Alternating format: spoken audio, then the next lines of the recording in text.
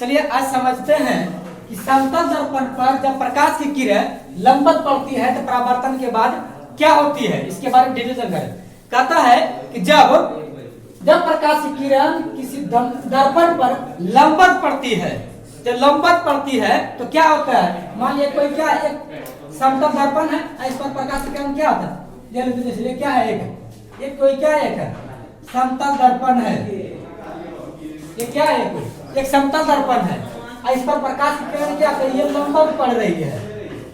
क्या हो रही है, जब प्रकाश की किरण एक लंबवत पड़ रही है तो क्या होते हैं, एक परावर्तन के बाद यहाँ क्या होगा, परावर्तन क्या होता है, लौटना।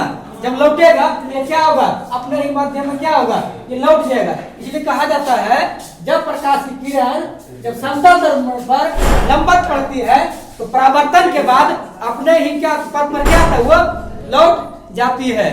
अब चलते हैं कि नेक्स्ट टॉपिक क्या है, प्रतिबिंब। प्रतिबिंब किसे कहेंगे, क्या बोलेंगे, प्रतिबिंब।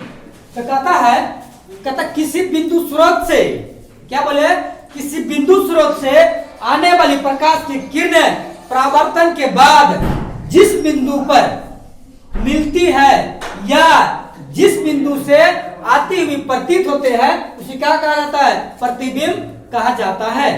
अब कहता है कि प्रतिबिंब कितने प्रकार के होते हैं, तो पहला याद रखना है प्रतिबिंब दो प्रकार के होते हैं। क्या क्या, एक प्रतिबिंब होता है वास्तविक प्रतिबिंब, वास्तविक प्रतिबिंब, और दूसरा होता है आभासी। आभासी का क्या बोल सकते हैं, काल्पनिक भी बोल सकते हैं, काल्पनिक प्रतिबिंब। तो अब समझते हैं कि वास्तविक प्रतिबिंब क्या होता है और आभासी या काल्पनिक प्रतिबिंब क्या होता है। कहता है आभासी वास्तविक प्रतिबिंब, तो कहता है किसी बिंदु स्रोत से आने वाली प्रकाश की किरणें, क्या बोले, किसी बिंदु स्रोत से आने वाली प्रकाश की किरणें परावर्तन के बाद जिस बिंदु पर वास्तव में मिलती है तो उसको बोलेंगे हम वास्तविक प्रतिबिंब। अब कहता है इसको काल्पनिक प्रतिबिंब या आभासी प्रतिबिंब।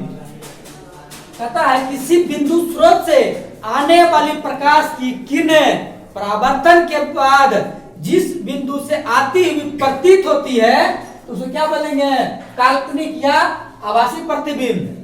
अब कहता अगला पॉइंट बनता है कि वास्तविक प्रतिबिंब को पर्दे पर प्राप्त किया जा सकता है लेकिन आभासी प्रतिबिंब को पर्दे पर प्राप्त नहीं किया जा सकता है। अब अगला पॉइंट बनता है वास्तविक प्रतिबिंब में, वास्तविक प्रतिबिंब में कैसा प्रतिबिंब बनता है, तो वास्तविक प्रतिबिंब जो बनता है वस्तु की अपेक्षा उल्टा बनता है वास्तविक प्रतिबिंब में। लेकिन आभासी प्रतिबिंब की बात किया जाए तो आभासी प्रतिबिंब में कैसा प्रतिबिंब बनेगा, तो आभासी प्रतिबिंब होगा वस्तु की अपेक्षा सीधा प्रतिबिंब बनाता है। अब मिलेंगे नेक्स्ट पॉइंट में, अगर नेक्स्ट टॉपिक के साथ, तब तक के लिए थैंक यू।